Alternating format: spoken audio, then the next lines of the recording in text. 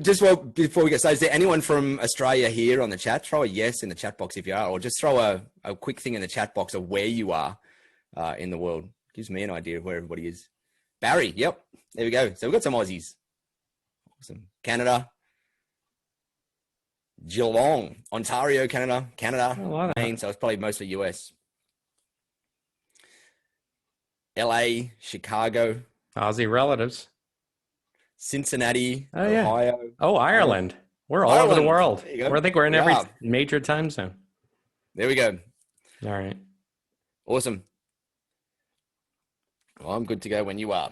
All right. So welcome, everybody. My name is David Gugick. I'm with MSP360. And what we're going to do today is hopefully provide some education on how to do your packaging, sell your products, do your service agreements, the things that we get asked about all the time. What we do is backup services for MSPs. We've been around since 2011, and we developed our backup and recovery software specifically for the MSP market, and that's what we focus on.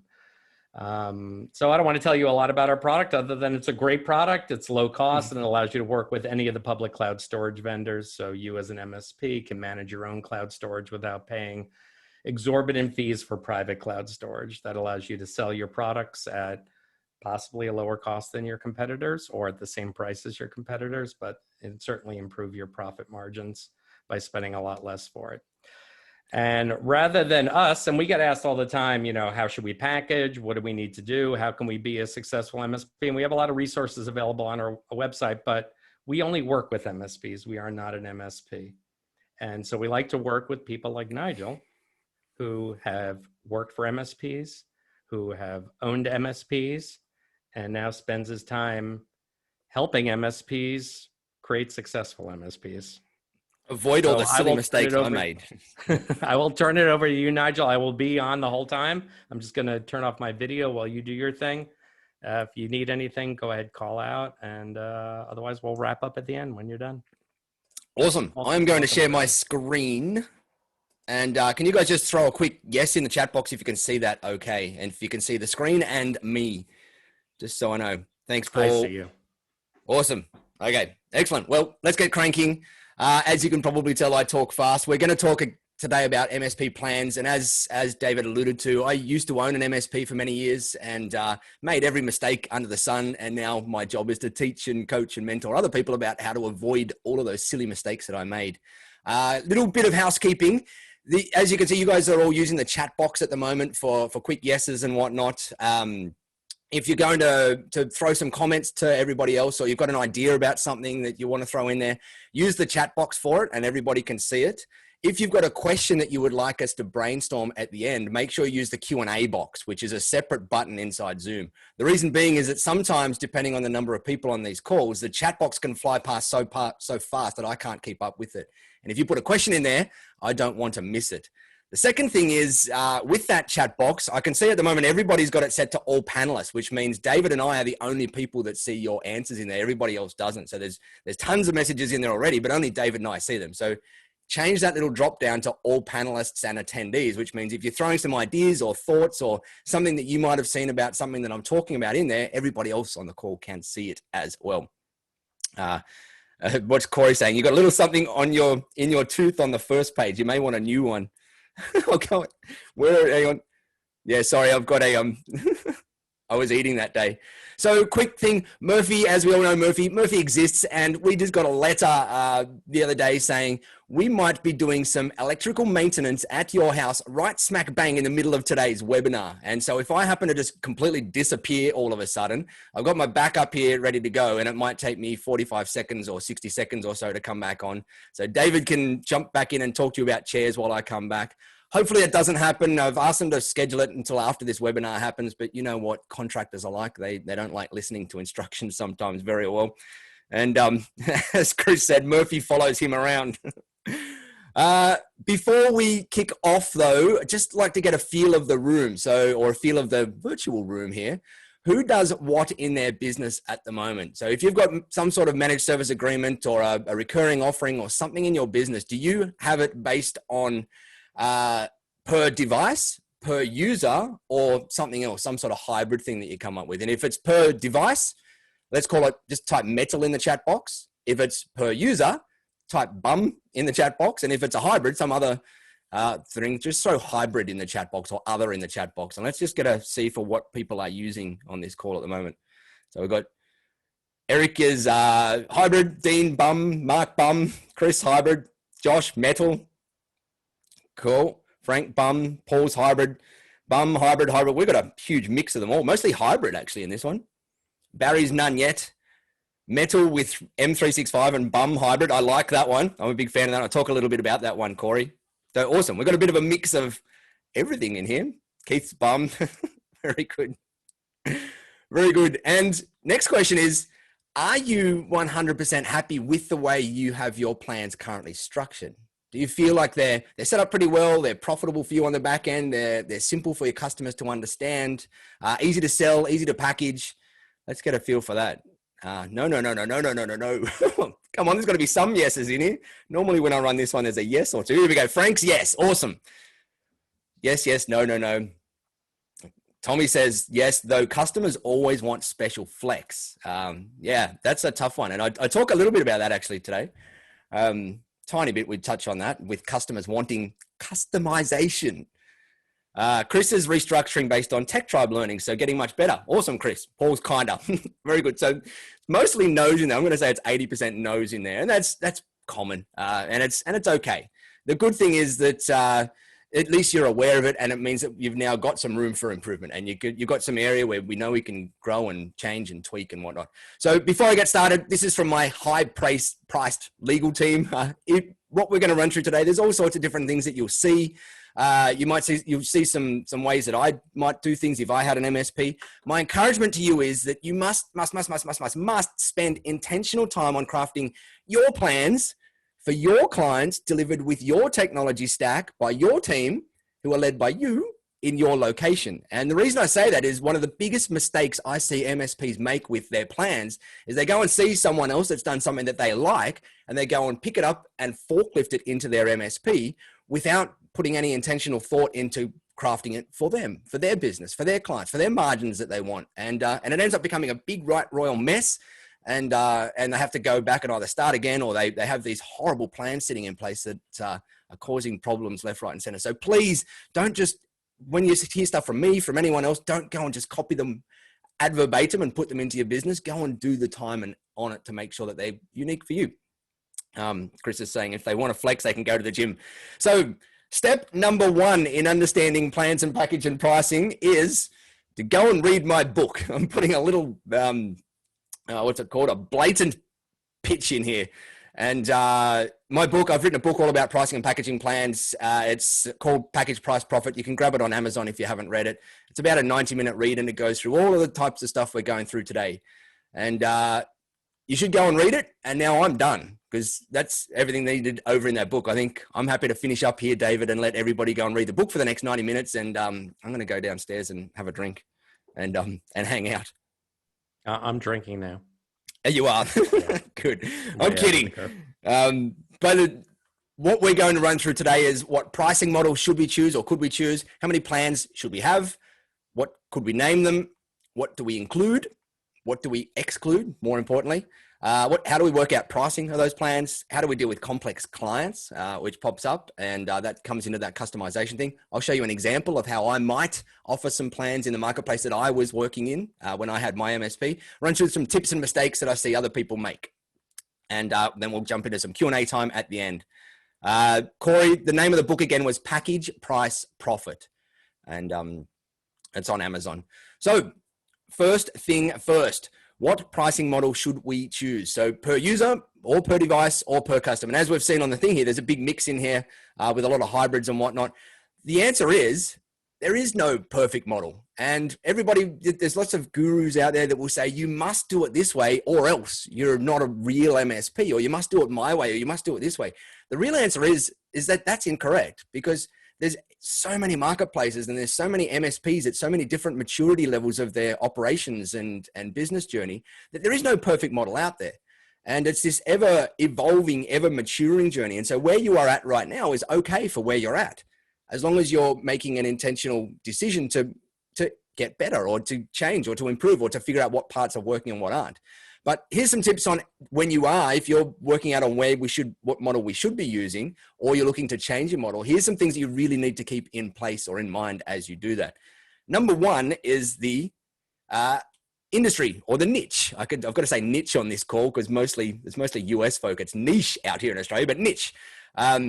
Hopefully you're not focused on hospitality right now because they are obviously copying it badly. But if you're focused on hospitality, we used to have a lot of hospitality clients in my MSP, and per user on its own was actually tough. And so we had to have a hybrid in there because we had clients that had 600 and 700 staff, but only 120 computers.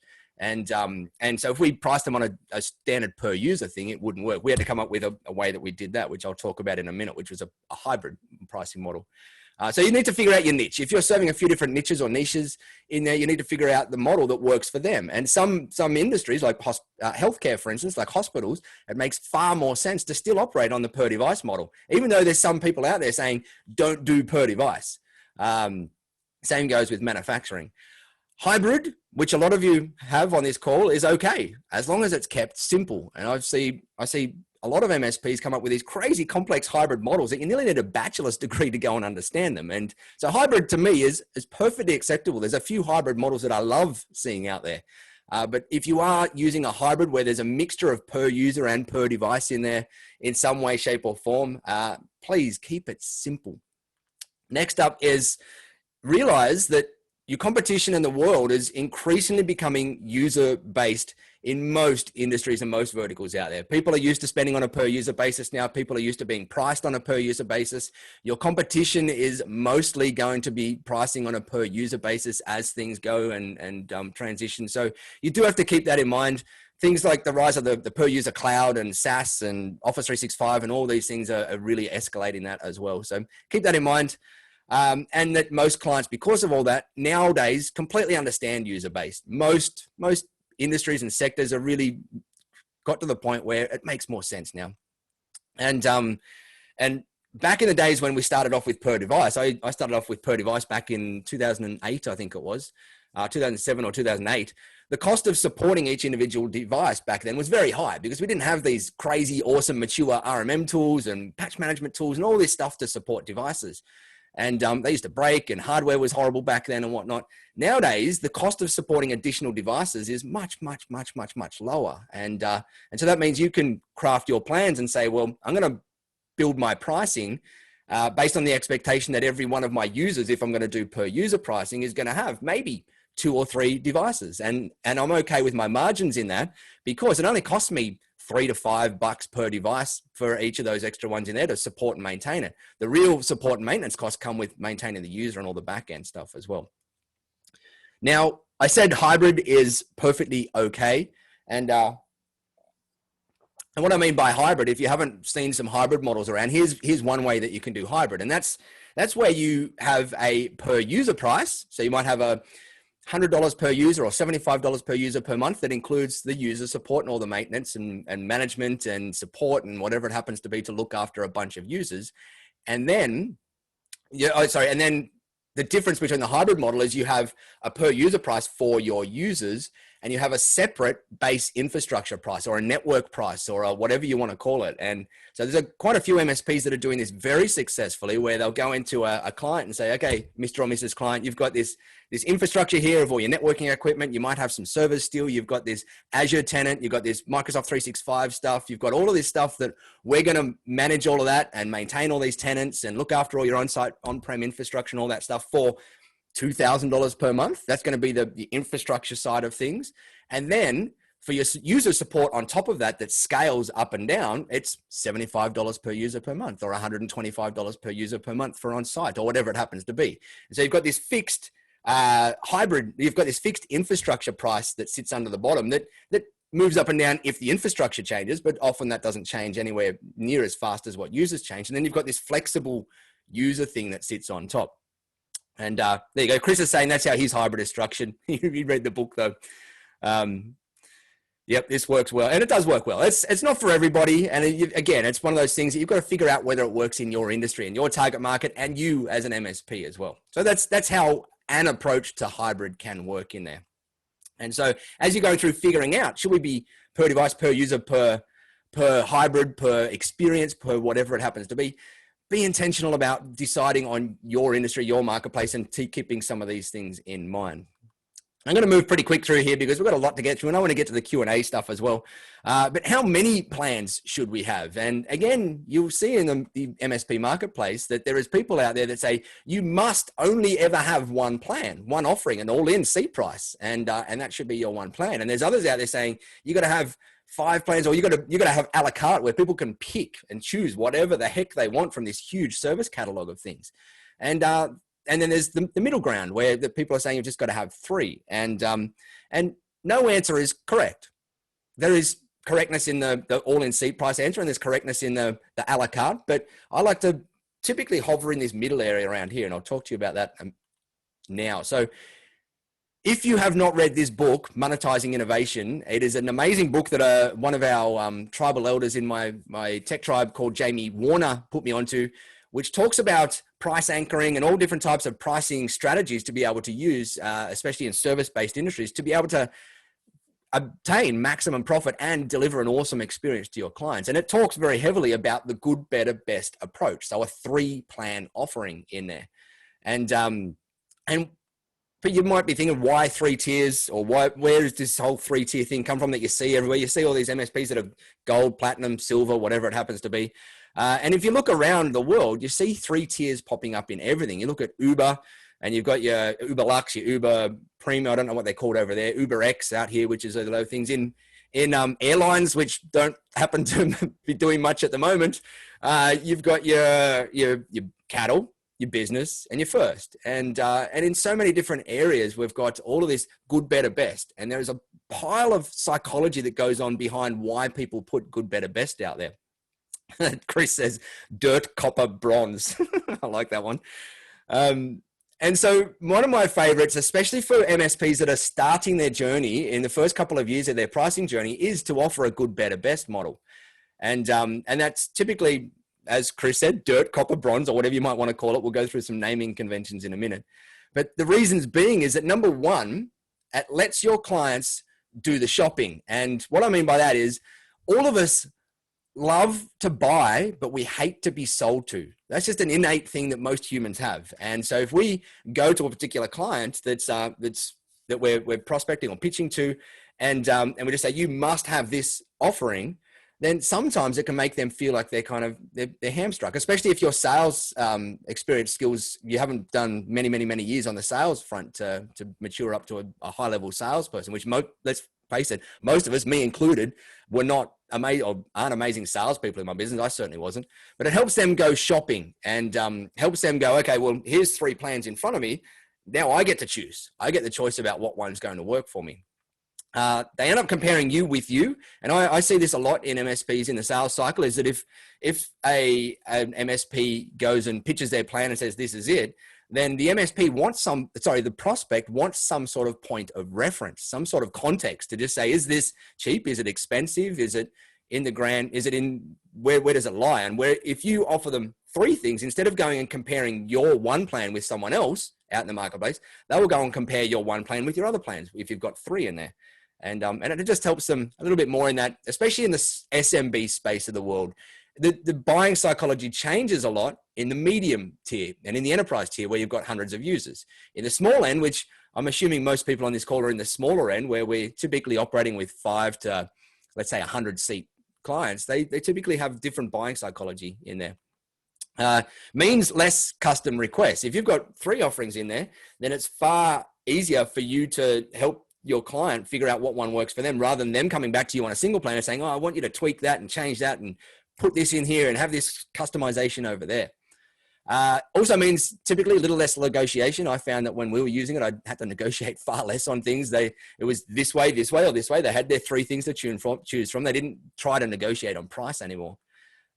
Lets them do the downselling. I love this one. For me, in my MSP, my goal was to always sell everyone on the top of the line one, because that was the bee's knees. It was the best thing. We packaged it up. If everybody had that, the world would have been awesome.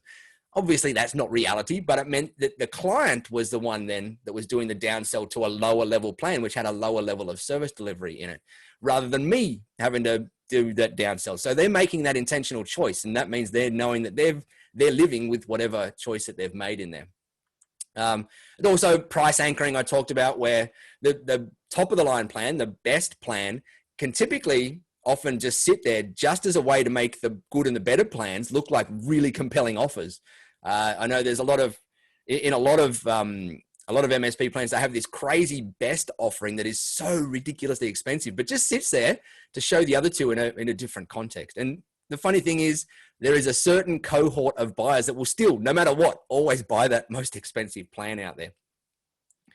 So with this, I mentioned before that that there's also pros for having a single plan, an all-in seat price plan, or some sort of one offering out there. And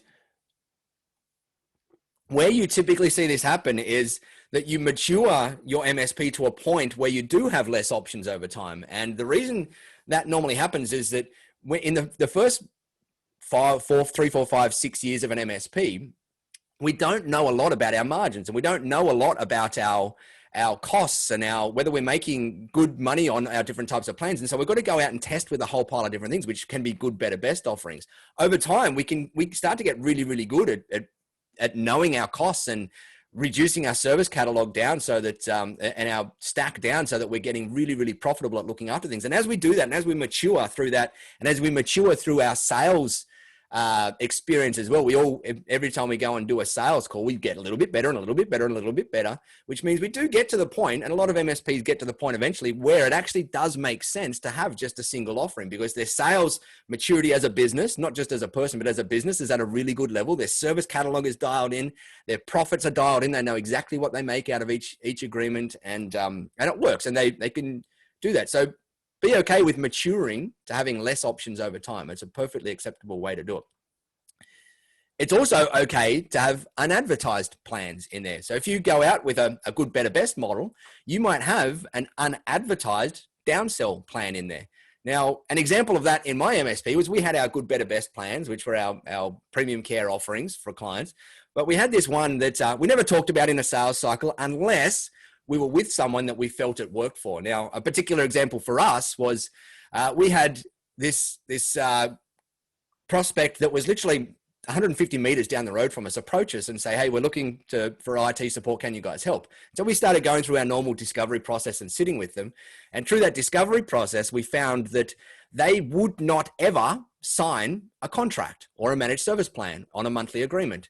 The reason being is that they were owned by a big Japanese corporate conglomerate over in Japan that had this rule. For some reason there, that none of their subsidiaries all around the world were able to sign agreements like that for anything. And however, this company was 100 and something staff and had loads of work because they weren't doing anything proactively. And so we offered them our downsold plan, which was a prepaid credit pack, not a prepaid hours pack. It was a prepaid credit pack where they would buy 100 credits from us, $15,000 in advance each time, and they'd go through them every 2 or 3 months.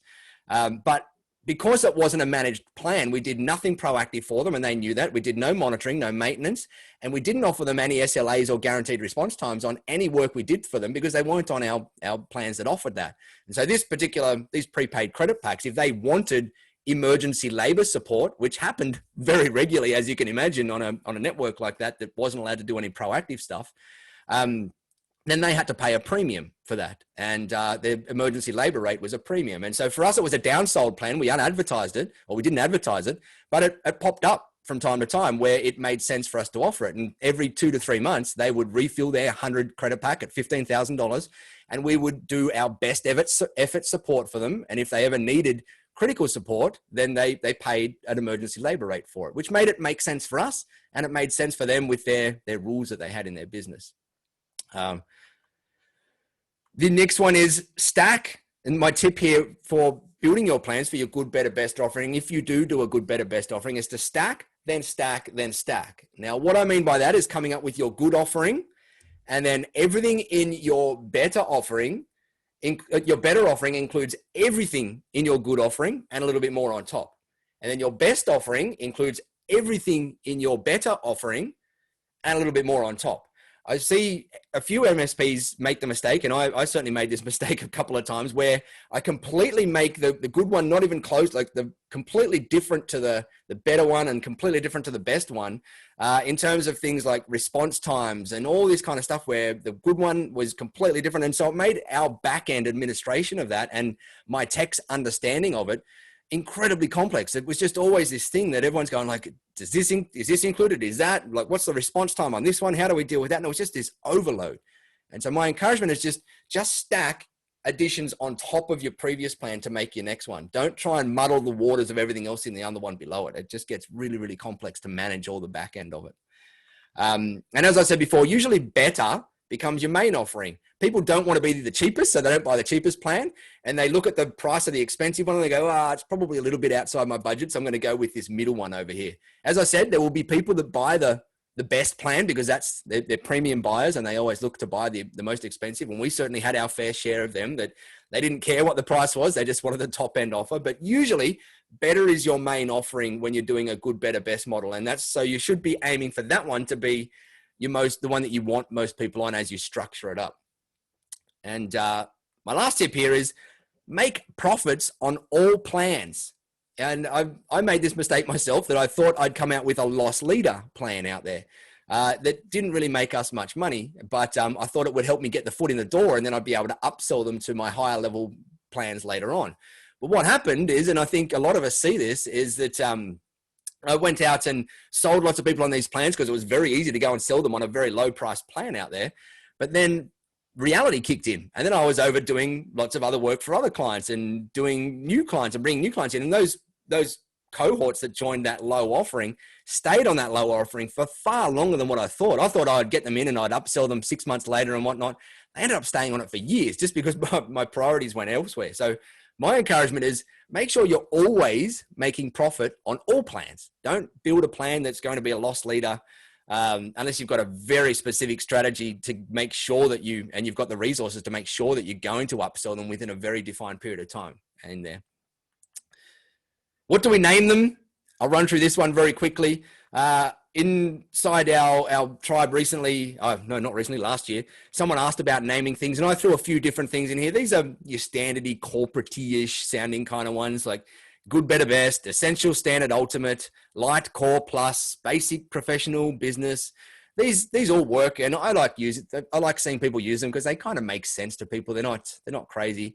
But what I do love to see is a little bit of creativity here. And one of my clients in the TechTribe, he was pitching once to a racing stud, like a stud full of horses. And they were big. They had something like 30 or 40 or 50 staff or something that managed this horse stud. It was a big one.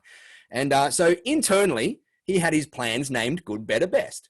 But on his sales proposals and throughout his thing, he actually called them donkey, pony, and racehorse. And all it was doing was just bringing a little bit of fun into the sales journey and just showing a little bit of, hey, we're not just a boring old IT company. We inject a little bit of fun into here. Sure, the plans on the back end were still the good, better, best, but he injected that in there. I don't know whether donkey is probably the best one because to me, a donkey sounds like something that's going to kick you up the butt or something. But he was a little bit creative. And when that happened, another one of our clients was dealing with a car part importer, and they were importing lots of car parts. And so they called their plans just on the sales side of things, Impreza, WRX, and WRC. And so if you haven't got your plans named yet, feel free to be creative, and feel free to be creative on an individual client basis during the sales journey as well. It can sometimes inject a little bit of personality into sometimes what's a pretty boring process for a client to go through. And so there's some ideas at the top of that one, and some ideas for inspiration around how you might be able to create some below it. The big question next is, what do we include? And this one's a tough one because there's a billion things out there to include. And the way I like to pitch it with our clients is we're like a food buffet with our unlimited support. So we used to have an unlimited support offering, but I used to always make sure I delimited it with the client so they understood that it's not complete unlimited support. And I always used the food buffet analogy when I was explaining it to them. And the way I did it was I said, look, when you go to your local food buffet, you go in and you pay your money and you walk in and you sit down and you pick up your plate and you walk around to all of the buffets and you can eat whatever the heck you want from any one of them whilst you're there. And we operate the same way. We have got a buffet, which we call our append or our inclusion list. And our inclusion list, you guys can have whatever you want from that inclusion list, as long as it's on the inclusion list. If at the buffet, you decide one day that you want Kung Pao chicken, and they don't have Kung Pao chicken out there, then you've got to go and ask the chef whether he's happy to cook a Kung Pao chicken. And it is, you would expect, if he was, that he would charge you extra for that because it's not on your appendix or not on your buffet menu. And I used to talk to that about my clients and prospects all the time to make sure that they understood that it's unlimited for what's in there, but we can't do unlimited everything or we'll go out of business pretty damn quick, and you don't want that. And so we used to operate with an inclusion list in our appendix of our managed service agreement, which just showed them everything that they need to manage the day-to-day operations of their website, or sorry, their business, and what they could choose from that was unlimited in there. And now, David, I didn't mention this to you before, but there's a couple of sheets or Excel things that I'm happy to send across to you, and you might be able to send them out to everybody if they want a copy of them. There's this Excel. That's good to know. We'll make the recording available to everybody, and if there's assets that need to go along with that, we'll make sure they're posted with everything else. Okay, awesome. And I've just seen Chris in the chat. Before he renamed his business, his logo contained a polar bear. So his plans were called Panda, Grizzly, and Polar, which I love. That's awesome.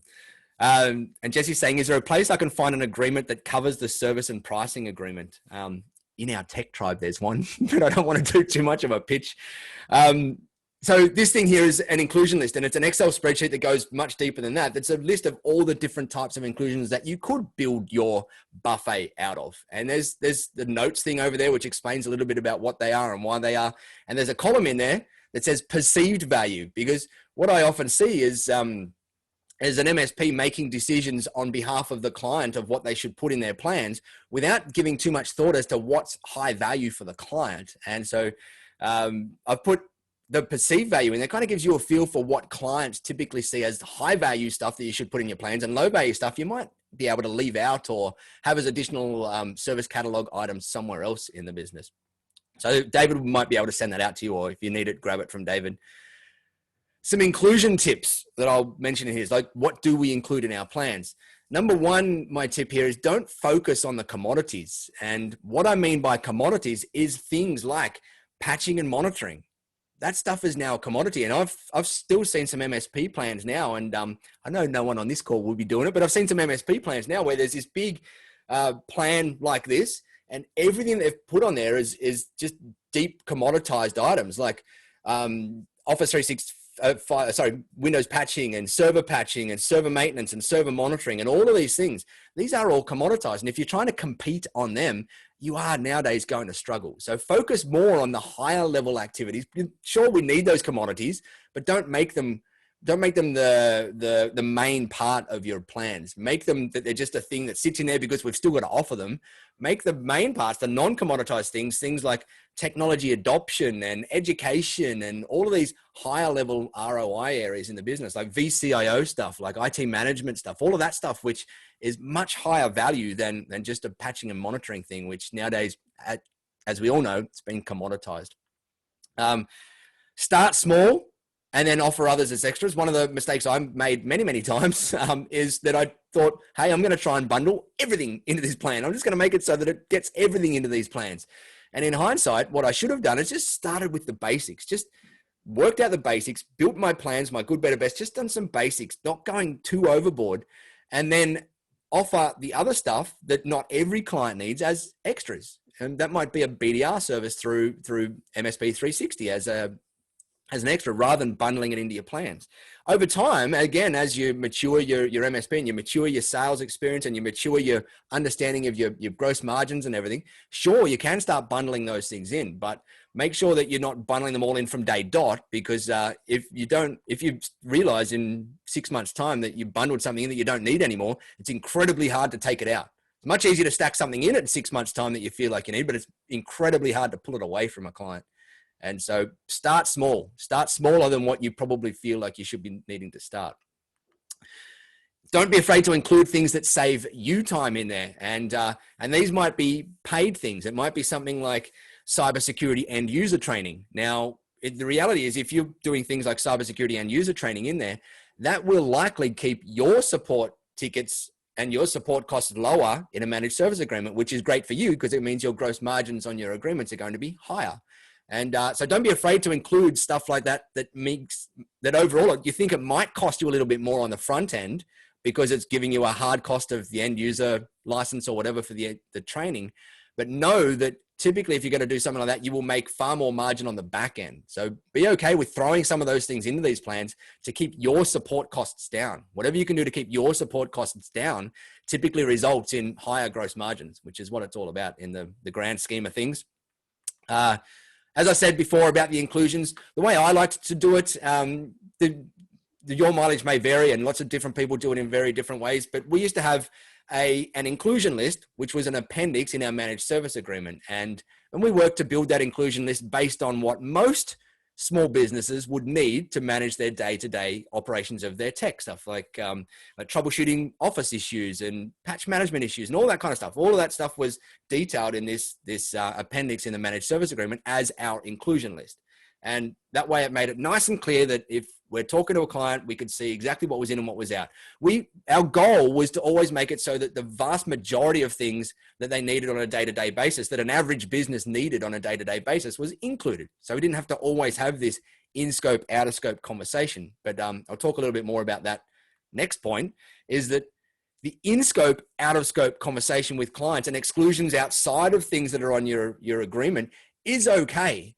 And I fell for this, as I said before, where I tried to stack everything into my plans because I didn't want to have those out of scope conversations with clients.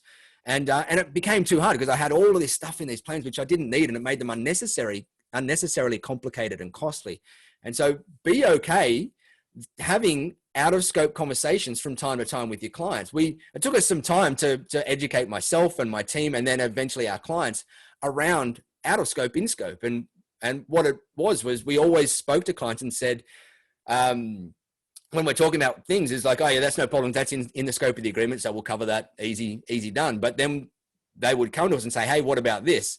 And we'd go, oh no, that one's out of scope of the agreement, but that's easy. We're going to give you a fixed fee price on that. And you guys can sign off on the quote if you want to go ahead with it. And what happened over time is the more we had those conversations, the more clients would come to us and say, hey, I've got an out of scope project here for you. Can you guys quote it up for us? And it meant that they completely understood at that point in time that there was an in scope and an out of scope, and there was an inclusion list, and there was this buffet, and they understood what was on it and what wasn't on it. It took us a little bit of time to educate, as I said, my team and the clients and myself on how to do all this stuff. But once we did, it became much easier to have those conversations. The gray areas were gone out of the business, or mostly gone out of the business.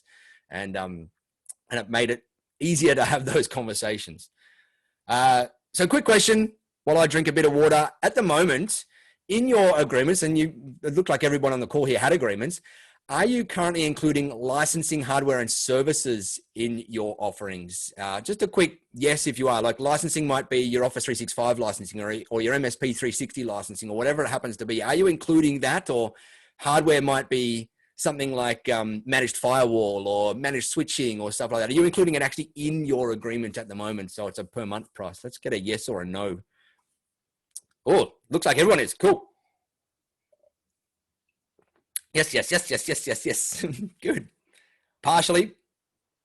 It's good. And there's no perfect answer, but it does make sense in a lot of things to get those basic commoditized things in there, like your Office 365 licensing or perhaps your Office 365 backup licensing or whatever it happens to be in there. So cool. So the reason I say that is there's this concept that's floating around, or that floats around in the MSP marketplace, of managed services versus managed support. And now when we're talking about managed services, we're talking about things like giving managed support and licensing and all of this other VCIO and all this kind of stuff bundled up into this price. Now, there's a cohort of MSPs out there that are doing it in a slightly different way. They're leading with just a managed support contract.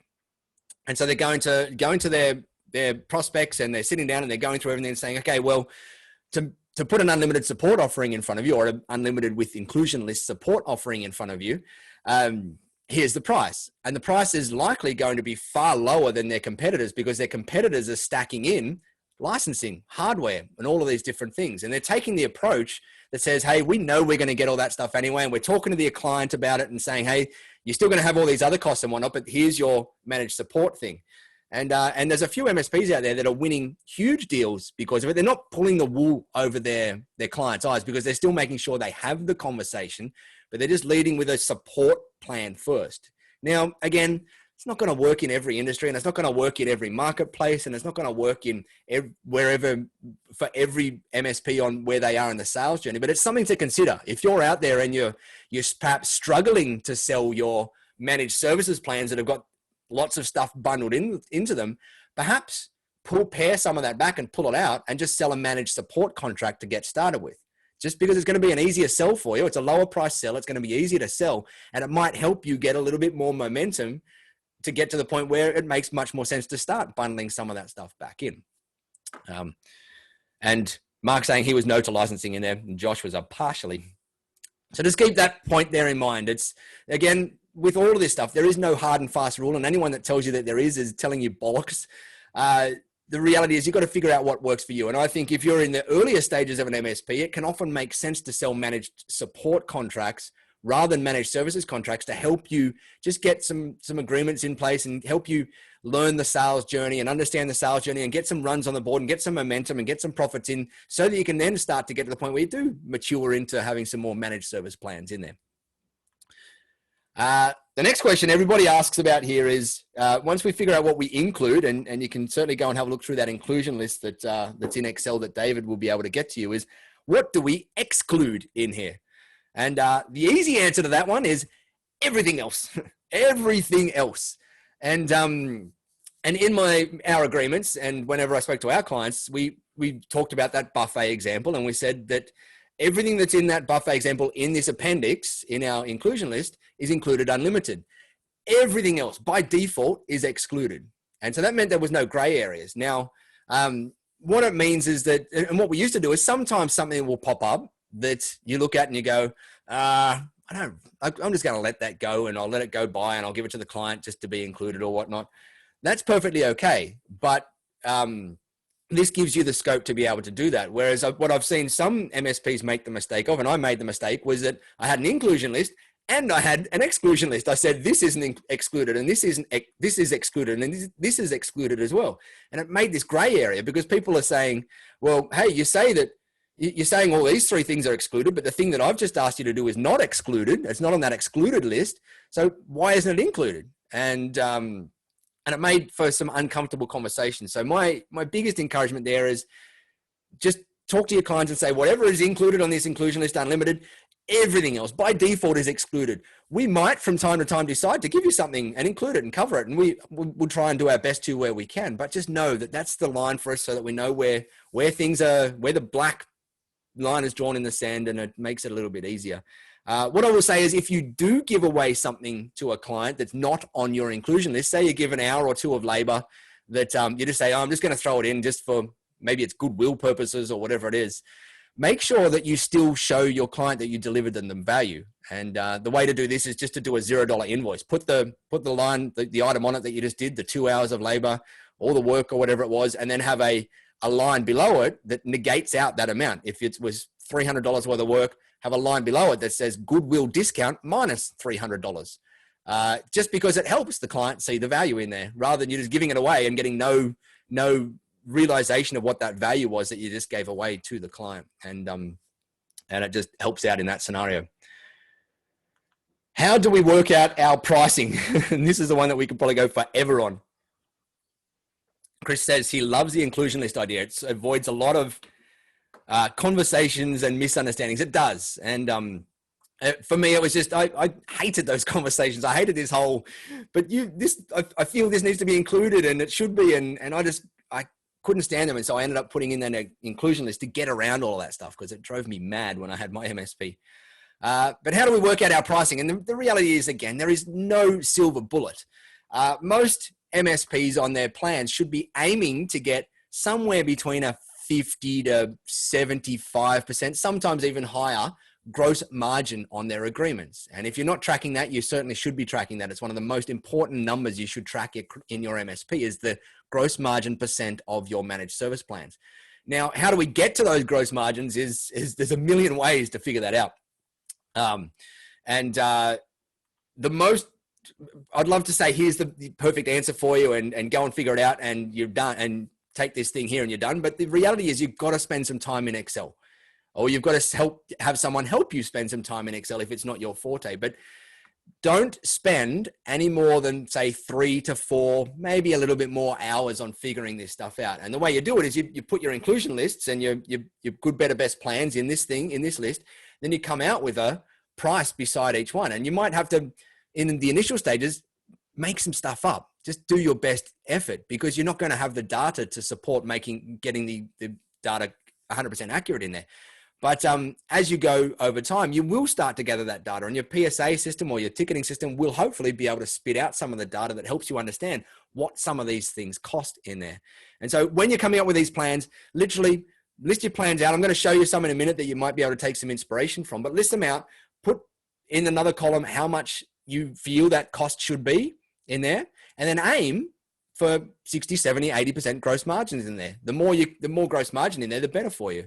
And know that over time, as you mature your clients as well, and you help them get standardized technology stacks, and you mature your support desk, and you mature all these things, those gross margins will hopefully go higher over time. But aim for a gross margin on an agreement of somewhere in the vicinity of 50 to 75, 80%. Best in class MSPs out there hover around that 80% out there. But they know that when they're at that point, most of their clients are very heavily standardized. Their technology stacks are standardized. They've got really mature service desks with proper level 1, level 2 escalations and everything sitting in there. And so it's okay to get 50% sometimes as an MSP. If you're just starting out and you're learning your pricing, it's okay to get that. So because you're starting to learn lessons and you're starting to figure out how I can improve that and grow it up. Now, I think this page, I should have checked this page before I jumped on, but I've put together a little pricing calculator. It's at the techtribe.com/calculator. There's no opt-in. You don't have to opt into our email list or anything. You can go and grab it and download it, and it gives you an approach to doing some of this pricing. And there's a little video there that goes for about 10 to 15 minutes that shows you how to use it as well. And it runs through the hybrid model. This thing does that per user with the per infrastructure price on there as well, and shows you how to use that. So if you want to start with a basic thing, by all means, go and grab it. As I said at the beginning, don't just copy it and just use the numbers and everything that are in there, add verbatim into your business, because the numbers are fictitious. I don't know your marketplace. I don't know your costs. I don't know your clients. I don't know your business and you and what margins you want to make. And so please put in the intentional time. But that calculator is a great way to start. And as I said, you can download it with no opt-in. You don't have to give us your email address in return for it. You can just grab it. Another couple of tips on pricing in here is there's a legend in the MSP space, Gary Picker, who a lot of you will likely be familiar with. I've learned a lot from him over the years. I think I first came across Gary's stuff about a decade ago in here.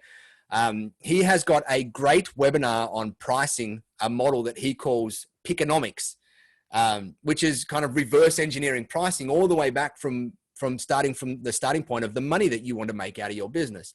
And he's got a great webinar that you can find online. I think you search for Gary Picker pricing or Gary Picker pricing webinar or something on Google, and you'll be able to find it. It's a publicly available thing, and it's a great thing to go through just to, again, get all these things bouncing around in your mind so that you can start to pull your stuff together.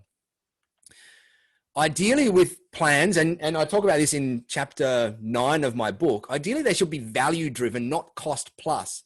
And I see a lot of MSPs, and I did this again myself. And like, as you can tell, all of these mistakes come from all of these lessons here come from mistakes that I've made in the past. Is ideally build your plans around the value that you are delivering to your clients, not cost plus margin that it is to you, because you can get more margin out of a plan if you come from a value perspective on, hey, I'm delivering X% of value to your business, versus just saying, hey, it cost me $50 in cost, I'm going to put 20% margin on it or 20% markup on it.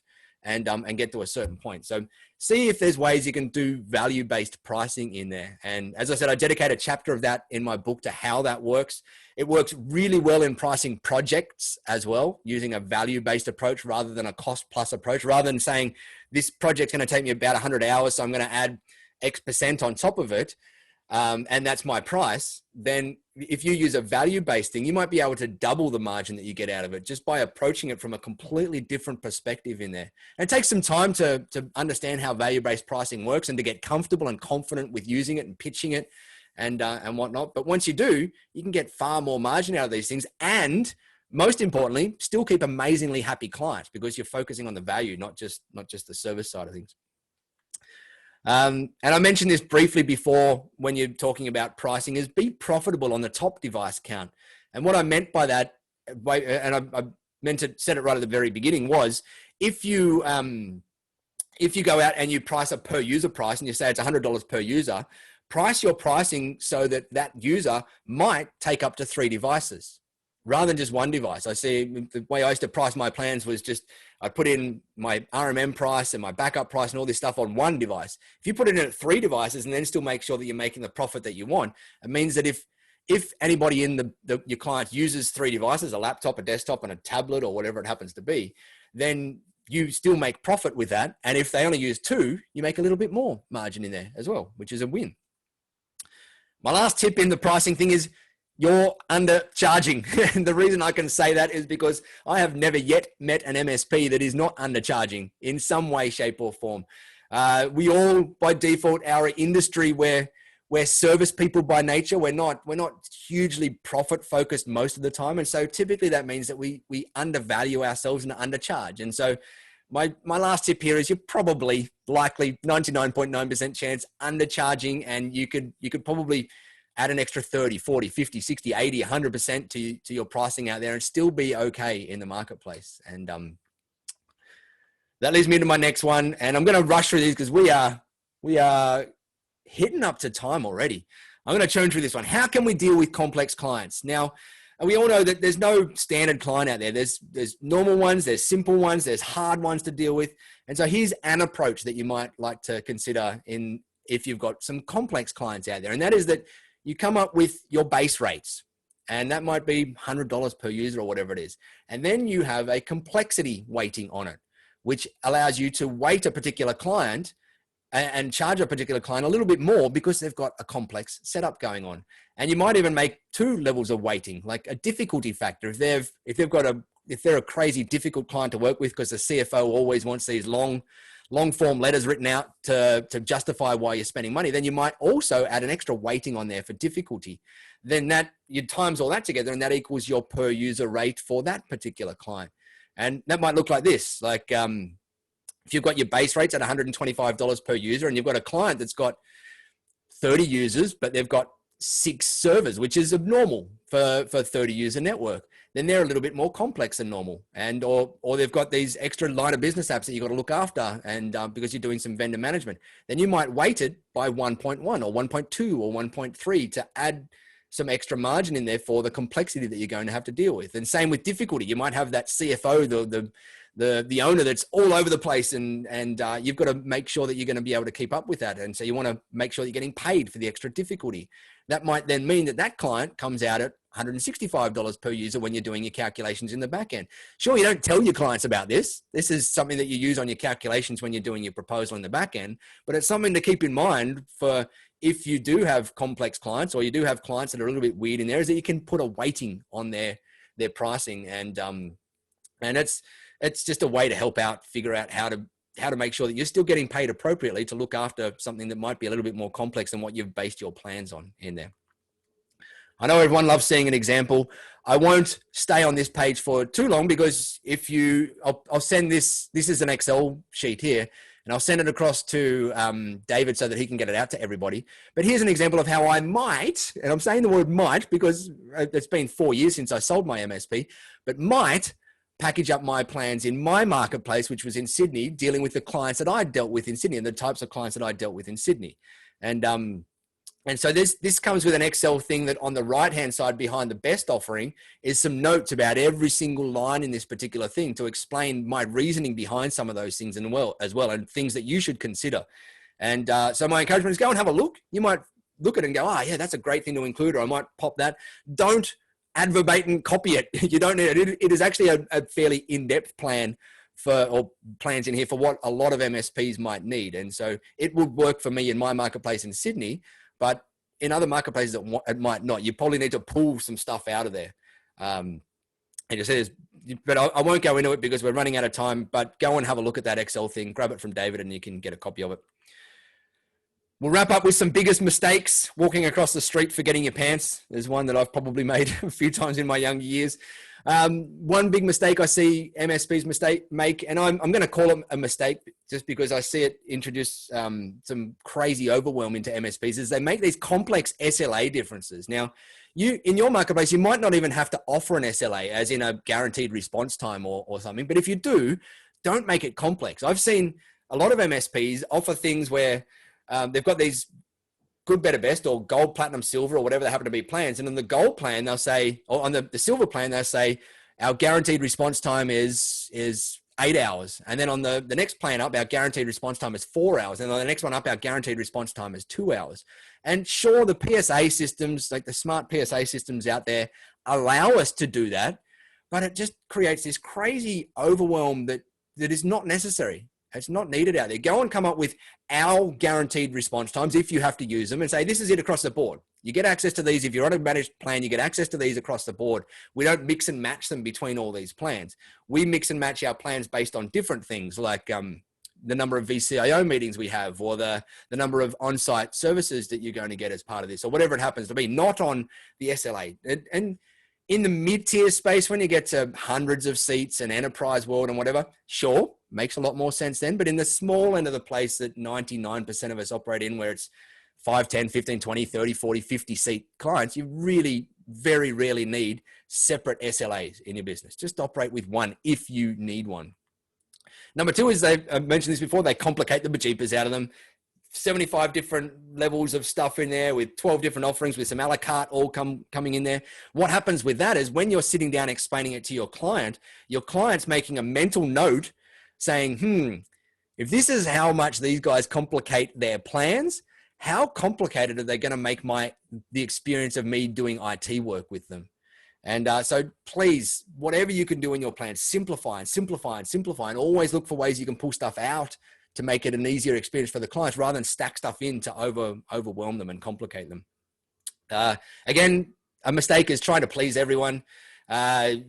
You try to please everyone out there, and you try to create a plan that works for everyone, and you'll create a plan that works for no one.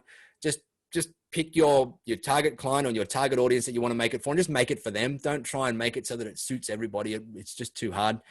They put too many options. I'm a big fan of good, better, best in most what I call nimble MSPs in our smaller end of the marketplace. And there's a story in there that I'm not going to go into today because we've run out of time, but essentially the book Monetizing Innovation runs into it pretty well, around just not too many options, not too little options. You've just got to find that sweet spot in the middle. Another mistake I make, and I see this made all the time, is MSPs never launch their plans. They're always trying to create the perfect plan. What happens then is they never learn the lessons. And I did this again, mistake that I made for many years, is I had all these ideas and these grand ideas, and I was always going, I think I'm close to my plans, but I just want to tweak this little bit, and I want to add this little bit, and I'll do that next week, and I'll do it next week. And they never launch their plans. And the problem is you just never learn what works and what doesn't work until you get them out in the marketplace. You can always renegotiate a plan. And I'll talk to you, I think I'll talk in a minute about whether you should term contract them or not. But in the initial stages, if you're just starting off with some new plans, don't lock people into term contracts initially. It might impact the valuation of your business a little bit, but it would be worse to lock someone into a 3-year unprofitable contract if it's something that you're just starting out in, trying to figure out these plans. Don't copy your competition, but be better, but cheaper instead. I see that mistake as well. Someone goes and grabs their competition's pricing, puts it in their offering, and then just reduces the price of it. You don't know anything about that competition. You don't know their costs, whether they're even making any money in there or not.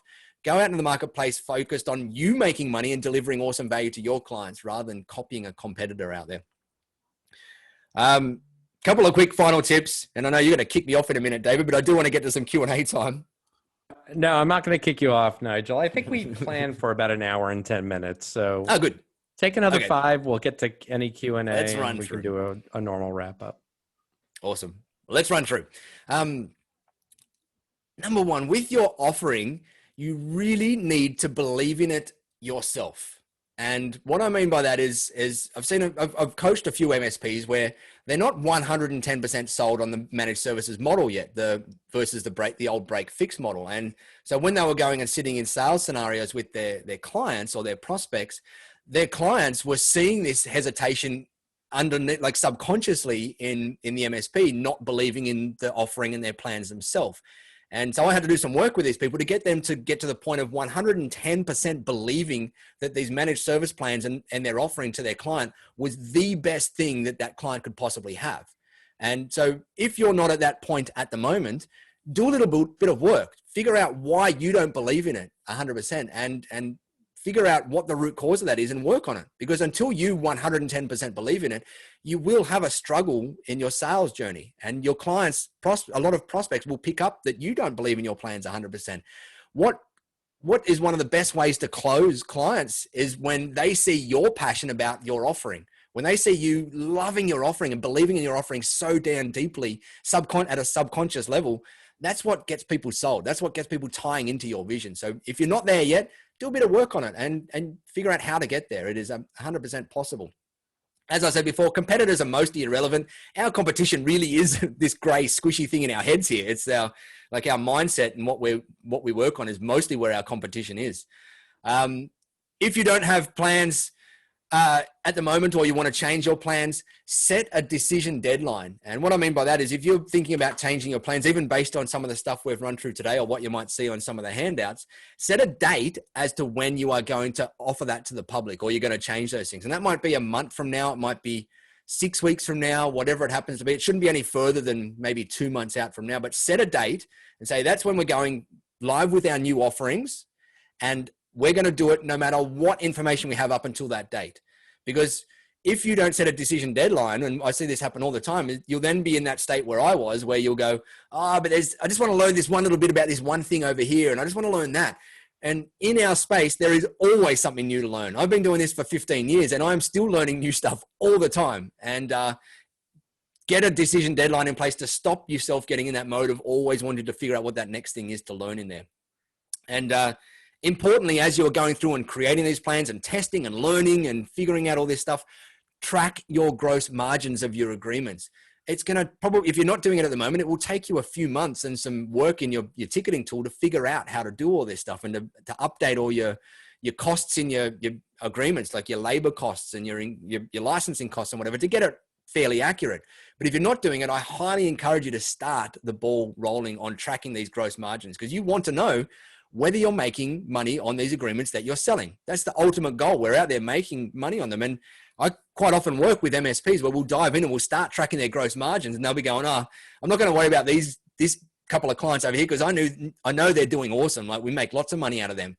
We track their gross margins, and they look at it and they go, holy crap, I didn't realize these guys were making like 30% gross margin for us.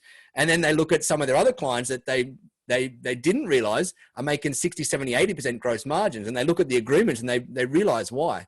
And so track these gross margins and look at them and analyze them, if you can, ideally every single month in there, and track them historically. What I mean by that is a lot of the PSA systems come out with a report that says, here's your gross margins on your agreements for this month. So Acme Co is 74%. Berry's juice is 62%, whatever it is, which is all good and well for that last month. But what we really want to see is the historical trending. Is their gross margins trending up, or is it trending down, or is it going in the right way? Because when you see them in perspective of trends, that's when you can really start to make some good decisions about what's got to happen. And you can start to see some problems before they become a deep problem in your business. And as I said right back at the very beginning, keeping break fix is okay sometimes, but on your terms. And as I said, it was for us, it was an unadvertised offering. It was prepaid. There was no SLA. It had emergency labor rates, all of that stuff in there. So sometimes it's okay, as long as it's on your terms and you don't have it as an option that you offer to people that really should be getting on a managed service agreement. Last couple of tips, and this is the last slide, I think I promised. Set user minimums. If you don't have a minimum in there, it's really hard in the MSP space to make money out of the 1s and 2s and 3s, because there's just this minimum cost and time and effort and energy and account management and stuff that goes into an agreement. 5 or 10 is a good start. 5 or 10 users is a good start. Some MSPs sit at 50 seats as their minimum. Some sit at 5. You've got to figure out where it works for you, but I'd encourage you to have user minimums. We had a user minimum of 5 when I had my MSP. And if I had my MSP today, it would be probably 10 or 15 or maybe even 20. I'm not sure. But we still had a few clients that were below that, but they had to pay. They were 3 staff, but they had to pay our minimum 5 staff, because that's where we knew that we would, with all the account management and overhead that we had to give to make sure that they were getting an awesome service, we knew that that's the minimum amount that we had to get out of an agreement out there. So have some user minimums in there. Realize again, it's all about value, not cost. Price for awesome. This is one of my favorite ones, is that if you're trying to compete too much on price and you've got these really skinny low margins in there, you can't deliver an awesome level of service to your clients. And if you can't deliver an awesome level of service to your clients and deliver awesome things in the relationship and amazing things in the relationship, you're not going to get many referrals. And the number one lead source in the MSP space for growing an MSP is referrals. So make sure you got enough margin in there to do awesome things, like take all your clients out to movie nights or go-kart racing or Lamborghini racing or whatever it happens to be, to just have enough margin in there to do awesome things that keep them not only staying with you, but telling their friends about you as well. Because when they tell their friends about you, it's the cheapest marketing you'll ever get. Should I have an agreement setup cost, i.e. if I'm signing a new client, should I charge them some sort of onboarding fee? My encouragement is, yes, we should always have an onboarding fee. 100% of the time in an MSP, you should have an onboarding fee, but you can use it as a sales tool to negotiate it off if you feel like it's going to help you close a deal. What I mean by that is you might say, hey, we're closing a $3,000 a month managed service agreement contract here. And Mr. or Mrs. Client, there's also a $3,000 onboarding fee for us to get you up to speed, or to get you onboarded and get you all into our systems and all that kind of stuff. Now, you might use it as a sales tool and negotiate it off and say, hey, but if you sign with us on a 12-month or a 24-month or a 36-month contract or whatever, I'm going to waive that fee, or I'm going to do it as a signing bonus to waive you if you've got to do it in a competitive scenario.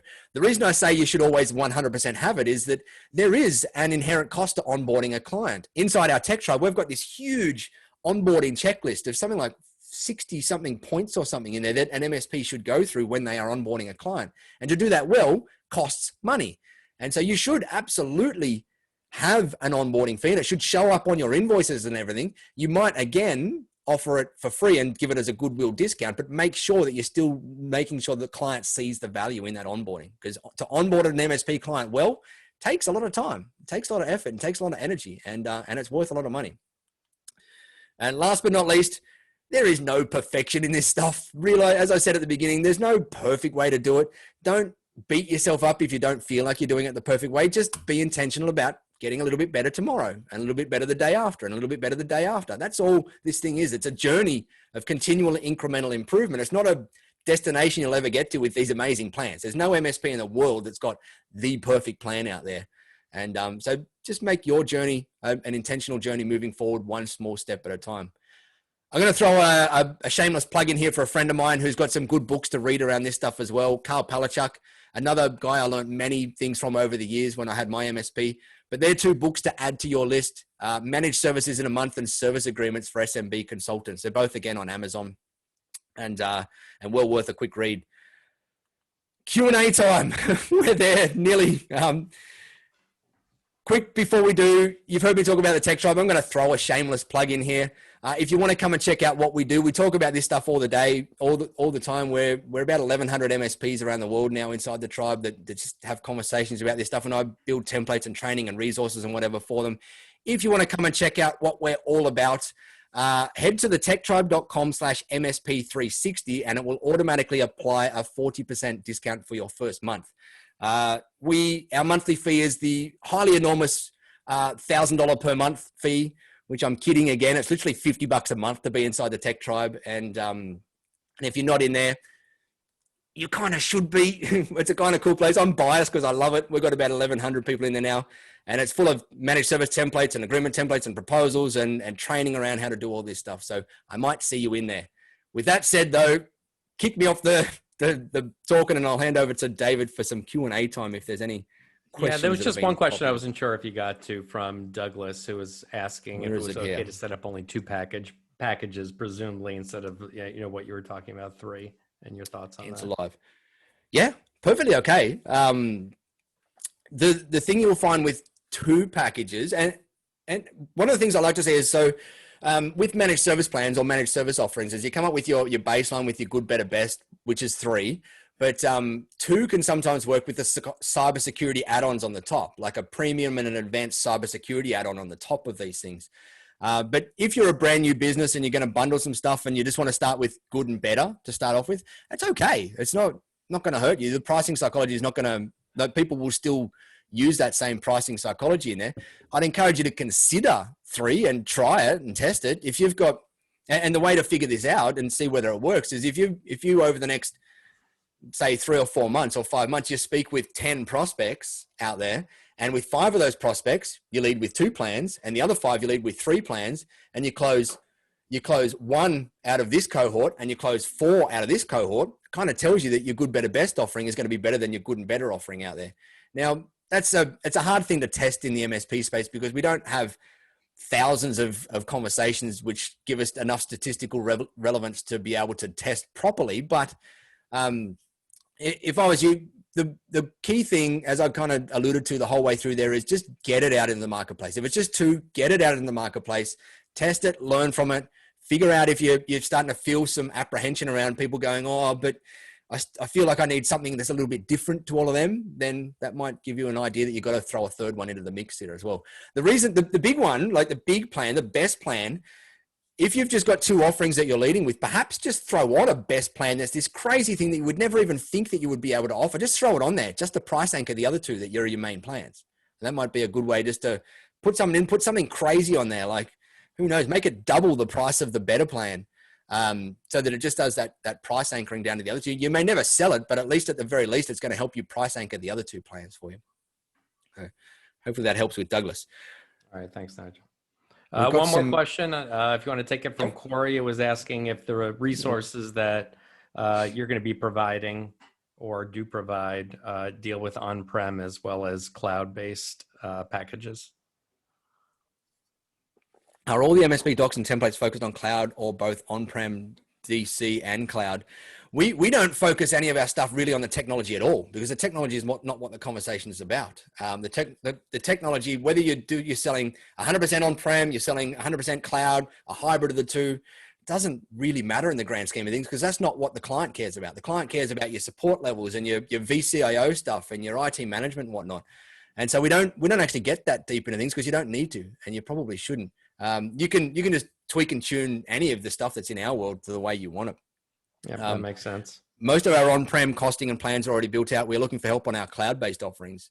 It's just those Corey, it's that thing where look for the value that you're delivering to the clients. Look out there and figure out like what kind of value am I delivering? Like a BDR service has got a cost to it, but it's also got this big intrinsic value. You're delivering an insurance policy to a client, and go and build out your stuff, your cloud-based stuff, the same way you've built out your on-prem stuff out there and figured out. To me, there was when we made the transition to, we went through hybrid cloud and then we were mostly cloud for a lot of our clients. I'm not going to say all of them, but a lot of new clients as we were moving things in, we were going with a cloud-first approach in there, because I sold my MSP 4 years ago now.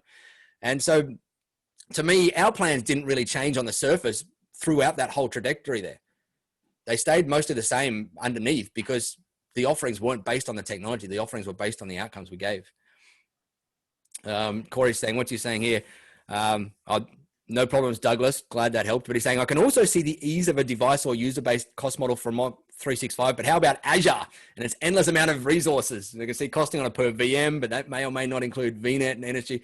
Yeah, Azure, that you could run another 10-hour webinar on Azure pricing, how to cost all that stuff off. And that is one of the hardest things that any MSP figures out at the moment, is how to price this per, what do they call it? Like this infrastructure as a service stuff, and how to do it. You can again come up with offerings that are good, better, best on that. If you've got like a good per user model for your Azure VMs or whatever, and you're better. What a lot of MSPs are doing is, you might have seen some of these vendors out there like Nerdio and all of those ones, which allow you to package up these Azure offerings to your clients and figure out your margins and figure out all the back end infrastructure of it. And they're selling that as its own separate price, separate to their managed services contract, because it's very hard with this crazy fluid Azure stuff that goes up and down like a yo-yo to figure out your cost to bundle it into your managed service offering. So they're saying, here's your tenant costs to go and deal with all this. And that can happen on a cost plus model. They're going, it's going to cost $300 or $500 or $1,000 per month for the Azure tenant. We're going to resell it out at $1,500 or $2,000 or whatever it is for all of that stuff. So that's your per infrastructure cost essentially. And we still have our separate managed services or managed support stacked on top as a separate offering. To try and bundle it all into one gets hard. And you can get there, don't get me wrong, you can get there, but it gets hard. I would struggle with it, and a lot of people do. So to me, start separate, bundle this as a service, bundle it as its own service, and come and just ask questions as well. There's like, if you go to places like Nerdio and whatever, they've got some great resources around how you can structure some of that stuff up. It's kind of this thing that to answer that question, you really need to go very deep into how you are showing up in the marketplace. Are you a hosting provider? Are you a virtual desktop provider? Are you what are you? And there's so many ways to unpack that question that can go for hours, that the best I could do there was a kind of that high level overview of it. Yeah, Nigel, that's the question we get asked a lot, of how to package up our hard. services, because we work with all the public cloud storage vendors and they are charging different amounts. And what a lot of our customers do is bill out per gigabyte as an example, because they're paying the low cost directly with Amazon, Microsoft Azure, AWS. Yeah. They can afford to mark it up and still be price competitive. And then like our software will allow you to bill out exactly what the usage is for each of your customers. So you don't have to worry about that. So yeah, this is all about pricing and understanding your profit margins and knowing how much you need to make to stay afloat and pay your bills, go on vacation and retire someday. Yeah, exactly. And with I won't use the Azure example, but I'll use a similar example because it's more related to you, David, is that in my MSP, we used to have our BDR offerings, and we had 3, and we had good, better, best when we were selling backup stuff. And they were based on the retention policies of them. So our good was up to 1 terabyte, X retention. Our better was up to 1 terabyte, way better retention. And our best was up to 1 terabyte, ridiculous retention, like years and years and years of retention in there. And then if they wanted data on top, we had a separate price to stack extra data over that 1 terabyte per server on top. Exactly. And that worked for us. It was fairly easy to package it up. It was easy for clients to understand. We just did a bit of Excel time up front to figure out what those retentions would be based on if the client used the entire 1 terabyte, and made sure that we made our margins based on the whole 1 terabyte of data in there as well. Yeah. Yep, that's a lot of our customers do the same thing. They'll bundle in, 250 gigs a month for workstations, a terabyte for servers, and then charge the overage on top of that. Charge the overage. Yeah, and that's what we did. We tried to make it so that the overage was very rare as well. Yeah. Because we try to get it so that 80-90% of clients would just fit in without any overage, and it would just be that one cost. Nobody wants surprises in their monthly bills. Yeah, exactly right. All right, so let's take one more question. It's from Chad. And I'll just let you read it. It's in the Q&A. Do you ever propose managed services without an assessment? Example, client wouldn't allow, or an RFP. It's a great question. And I kind of sound like I'm brushing these things off by saying there's no hard and fast answer, but the reality is there's not. We brought on quite a few managed service clients without doing an assessment up front. My preferred method was we never offered free assessments. It was a decision I made very early on. Actually, I probably did in the early years. I'm probably lying there. Probably did offer a few, which is why I decided not to offer them. But all of ours we called them a paid technology roadmap plan. And so whenever we were talking to a new prospect, I'd be saying to them, hey, we'd love to work with you guys. We work in a very specific way. The way we normally kick off an arrangement is we come in and we understand a bit about your business and your technology needs and your risks and your opportunities and all of this stuff. And we go away and we build this technology roadmap plan for you for the next 12 months that gives you a bit of an idea. And we charge for that. That's $1,500 or $2,000 or whatever it happens to be. And it's the type of plan that you can go and take this and plonk it in front of your current IT guys and you can get them to implement it. We're not precious. Like, you can get them to implement it. And, or if you like working with us and you like the process through there, you can work with us to implement the stuff on that for the next 12 months or 18 months or 24 months or whatever it is. And if you do choose to do that, we will discount off, and we use this as a sales tool sometimes, we will discount off the price of that assessment off the first project or your first month's managed service plan or whatever it happens to be. So the assessment is this, it's this such a gray area because an assessment is not an assessment is not an assessment. One MSP's assessment is like this 17-point checklist that they should be giving away for free. Others give out this highly detailed thing that they should be charging thousands and thousands and thousands for. And I'm okay right now, especially like we've got cybersecurity going off like a wounded bull in the marketplace at the moment. And I'm okay right now with doing very delimited assessments for free. Something like a 27-point cybersecurity check, or even a 9-point cybersecurity check, where we're going to just check the top 9 things in your, or top 10 things in your business. And we're going to do it for free as long as you qualify for the things in here. And we're going to give you an actually really detailed, awesome report in there about this stuff, because it can be a great way to get a prospect in place. But in terms of a proper audit, where you're going to go in and you're going to be doing like what you'd normally do when you're onboarding a new client, where you're discovering everything and you're putting agents on all their stuff to figure out all this patch stuff and everything, I always assign a value to that. Again, you can use it as a sales tool and discount it if you need to in there, but I always assign a value to it because it's very, very valuable work. And I often used the line that if you've got some other MSP, and this is what I'm talking to my prospect, if you've got some other MSPs in this in a bidding scenario here, and they're giving you a free assessment, or they're offering you this free thing in here, be wary that free is a very hard way to make money. And so we used to do free, but we got to the point where we said, hey, we're actually doing these assessments and they're not providing any value to the client. And it's just a weedy way of trying to get in and sell a client. And that's not how we want to operate with you. So we realized that we had to build a better assessment or a better discovery process in there that had an actual value attached to it. And so that elevated our standing with the clients that we wanted to deal with a little bit more, because they're going, oh yeah, like these guys do sound like what they're talking about. And they're actually these other guys that are going, we're going to give you this awesome free assessment or whatever. I just called them out on what doesn't work. And so they're realizing that we had perhaps a slightly mature level than the others out there. So there's no real way to answer it as should you always charge it or shouldn't you. It depends on the assessment type, depends on your sales journey or whatever. But hopefully there was a couple of thoughts in there that might help you consider whether you should, whether you shouldn't, and how you might be able to do it for yours. All right, great, Nigel. Let me just wrap up by thanking Nigel for doing this webinar. Not even with us, for us really, because I didn't really participate much yet. This clearly was not a product-focused webinar for us. But we do want you to come out to MSP360.com, check out our solution. You may not be in the market for a new BDR solution now, but you might be in the future. We are considered a complementary solution to a lot of other products out there. So please check us out, set up a demo with one of our solution architects. I'd be more than happy to get on the phone with you and your team and show you how the product works so you don't have to figure it all out yourself. We do support Mac, Windows, and Linux. We do file folder as well as image-based backup, and we support all the public cloud storage vendors as well as local backup. So come check us out. I will coordinate with Nigel and get all of his material. We'll bundle it up and post it all on the website along with a recording of this webinar so you can watch it again, because why not? Nothing better than rewatching a recording on pricing. Exactly. It's like one of the most unsexy topics in the world. Yeah.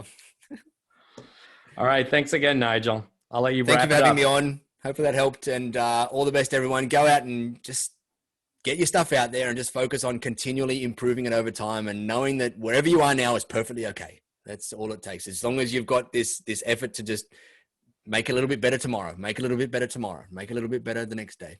And that's the way to grow a successful business. Great. That's Thanks, all from me. everyone. Have a good night. Right. Thank you for attending. Thanks, I know everyone. it's getting late in the eastern part of the United States, and certainly from our one attendee from Ireland. So for the rest of you that are down under right now, enjoy the rest of your day. Thanks. Cool. Thanks, guys. Thanks, Barry, Chris, Josh, Doug. Awesome. See you, everyone.